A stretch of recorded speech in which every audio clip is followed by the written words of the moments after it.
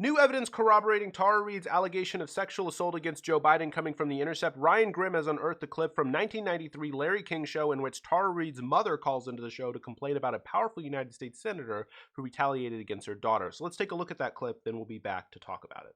We're back. A couple more phone calls on this very important topic. Our guests are former United States Senator Howard Baker, Richard Allen, former National Security Advisor, and Lois Romano of the Washington Post. San Luis Obispo, California. Hello. Yes, hello.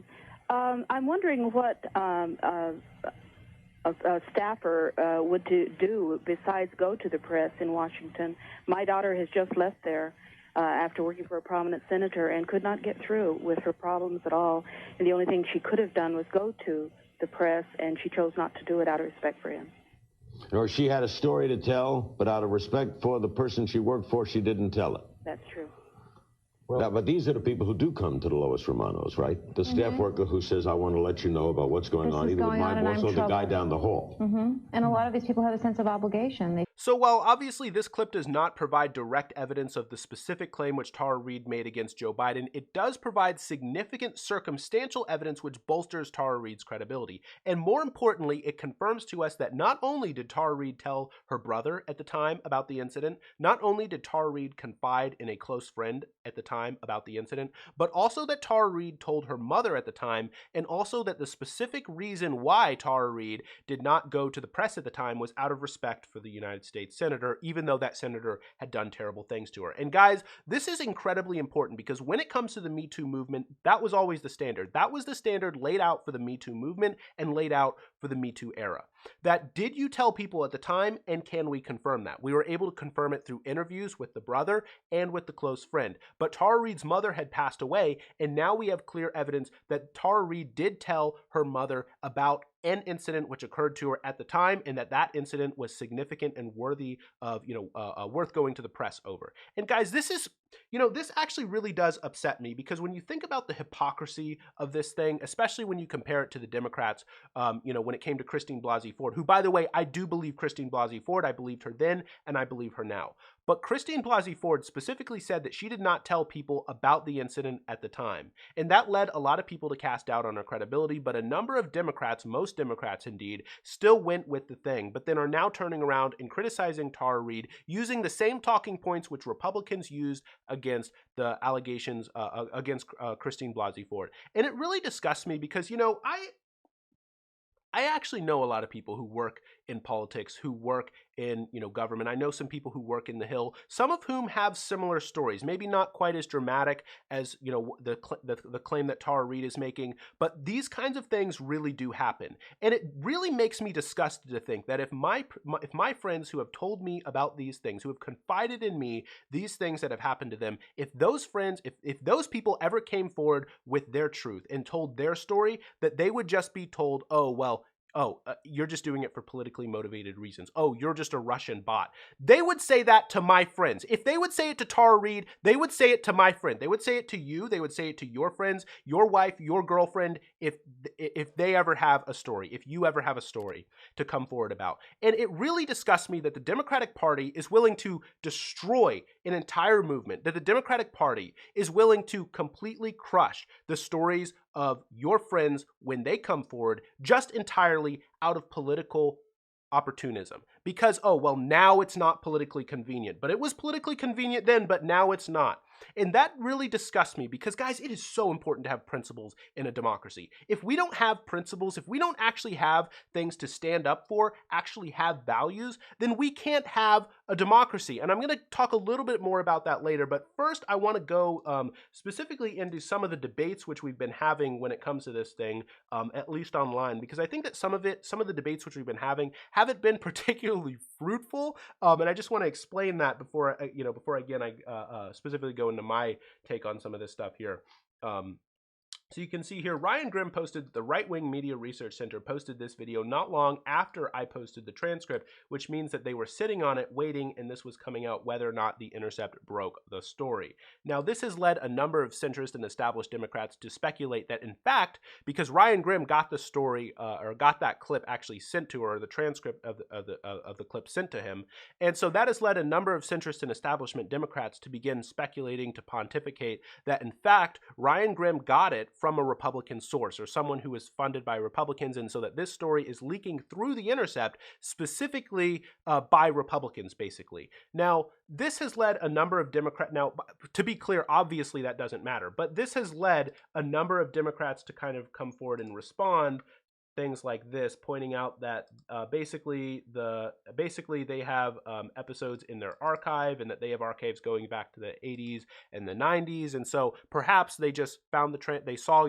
him talking about the transcript, and then they brought forward the article. And so there's a lot of people online who are responding with that point to those centrist Democrats who are pointing out that, guys, it doesn't matter, it's irrelevant. It doesn't matter whether or not, you know, Republicans sent the story. The fact is that it's a fact, right? Like that this happened, that this story happened on Larry King, and that this was a legitimate interview, a legitimate call, that Tara Reade's mother placed into Larry King. Guys, what we cannot do is just listen to facts only if they come from our side, only if they confirm us. I mean, this is the same thing when it came to Hillary Clinton and Julian Assange and WikiLeaks, where the Democrats were perfectly happy, loved WikiLeaks, loved Julian Assange, as long as Julian Assange was going against the Republicans when it came to the Iraq War. But as soon as Julian Assange, as soon as WikiLeaks brought out stuff about Hillary Clinton, suddenly the Democrats turned on, and suddenly, you know, Julian Assange, everybody hated him, blah, blah, blah, blah, blah, blah. And whatever you think about Julian Assange, that's not the point. The point is that this just shows you that, guys, none of these people are good faith actors. They're just interested in, at least a lot of these people are just interested in the evidence that confirms their own views. And guys, this is a tough thing. I've caught myself sometimes looking at confirmational evidence and, you know, looking at different standards, but we've got to try our best. Try our best to not do stuff like that if we want to maintain our democracy. It actually really is pretty important, because if we're all just partisan hacks, if we're all just actors playing a role when it comes to this stuff, then we actually can't have a democracy. We end up just debating one another with talking points that don't actually persuade other people, and then things just come apart. I mean, anyway. Another point that I kind of mentioned up earlier, a number of other people are responding here saying that, oh, well, Larry King just mentioned a problem, nothing specific. I don't know. But I mean, you know, Nathan Robinson here with a really good response here that, yeah, a problem that was serious enough for her daughter that would be worthy of going to the press about. Why are you selectively leaving out details in order to cast doubt on Tara Reade? And guys, like, obviously, right? Like, okay, so suddenly Tara Reade's mother is just going to go on the phone and like lay out the exact details.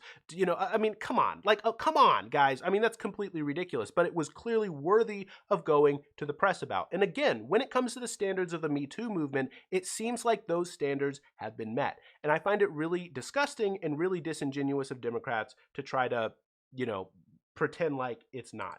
And also, obviously, this take here from Brianna Joy Gray, that we should bring back in Bernie Sanders here.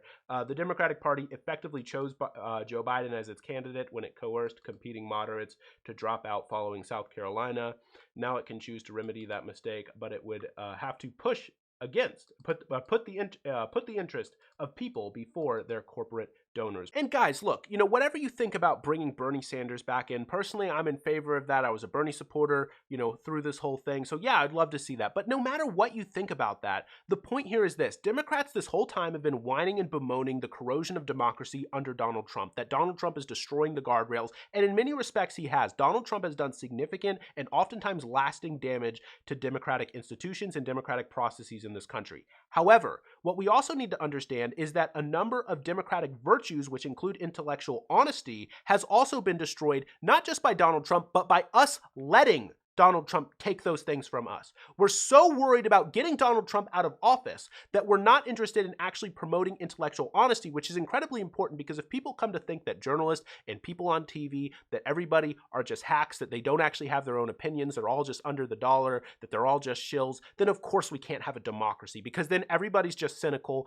And then no, we can't actually have an actual public debate, because as soon as we start arguing with someone that we disagree with, we just call them a hack and a shill, and then that's the end of the discussion. We don't ever listen. We're not willing to actually have our minds changed, our minds opened, and we're not actually willing to make any kinds of compromises on anything. So no, like those are the central things when it comes to a democracy. And guys, this is exactly the kind of thing that Democrats have willingly let happen under the Trump administration. They've become so scared, so afraid of Donald Trump, such sniveling, spineless cowards, that they're not willing to stand up for the principles that they claim to believe in. You know, there was this big theory at the time of the 2016 election, sort of right before the election, that a number of people, including Slavoj Žižek, were espousing, which was a kind of backlash theory, right? That Donald Trump would get into office, and then it would create such a shakeup that the left would rise up, and then the left would come into power and then take over things for good. Clearly, that hasn't happened. Clearly, a bunch of Democrats, especially the centrist ones, have just become a bunch of sniveling cowards worried about the guardrails, that they're willing to corrode their own guardrails, which, by the way, the guardrails that they often talk about are specifically the specific institutions, which they refer to as the guardrails, are oftentimes specific institutions which really do protect their own interest. So when we talk about guardrails of democracy, we also have to talk about things, again, like intellectual honesty. And, you know, it also, when it comes to things like triangulation, it comes to political strategy, right? Candidates can't just be, you know, poll testing, trying to figure out where their constituents are in order to determine their belief. Because guys, what if political debate, what if reason in itself is a political affair? What if, yes, you're trying to figure out where they are, but what if they're also trying to figure out where you are? Because what if their political arguments, their positions that they hold, are contingent on the reasons that you use to justify the positions that you actually hold? So then, of course, we just end up, you know, progressive, slow change that they espouse ends up just relapsing into stasis, and we can't actually get anything done. So yeah, pragmatism, and by the way, guys, yes, when it comes to this stuff, if democracy is going to be undone, it's not going to be undone by a demagogue or by the corrosion of democratic guardrails. It's going to be undone by pragmatists who, by the way, are just opportunists who believe their own shit. That's just what pragmatists are. That's just my opinion on that. I think that pragmatists are really just opportunists who believe their own stuff, like I was saying. I'm not particularly fond of pragmatism. I don't think that it really exists. Anytime that you're being pragmatic, you're probably very, very ideological. You're just not aware of your own ideology that you're enacting. But anyway, we really need help when it comes to this stuff, because clearly when it comes to this Tara Reade stuff, these Democrats came out, and honestly, I think that a lot of them actually did believe the stuff that they were saying at the time, right? When it came to Christine Blasey Ford, they believed it. Maybe not all the politicians, maybe a lot of them were just soap opera dramatists or whatever, but a lot of people, like, you know, just everyday people who were Democrats really believed this stuff. But then now they're forced into this kind of intellectual gymnastic contortions where they have to deny Tara Reade in order to justify voting for Joe Biden. Guys, we can't do stuff like that, because that's just going to, again, you know, next time your friend or you have a story about something that happened to you, people are just going to label you as a political actor. If they label Tara Reade as a political hack, as a political actor who loves Russia, they'll label you that same way next time you have a story. So this is really, really important. It's really, really important overall. It gives us a broader lesson about the issues facing us when it comes to democracy, and how we, again, like I always talk about this on this channel, we have to be intellectually honest if we want to maintain our democracy. The virtues of democracy are not just in our institutions, not just in the guardrails that we create. It's also in the very virtues, in the very way which we engage with one another in our day-to-day lives. Those are the things, those are the responsibilities that we have to maintain if we want to uphold our democracy. No one ever said that a democracy was easy. It's always going to be hard work. And I'm not particularly happy at the state of things right now. So anyway, that's just sort of my take on some of this stuff. If you like the video, I'd really appreciate it if you hit the like button and consider subscribing. Thanks.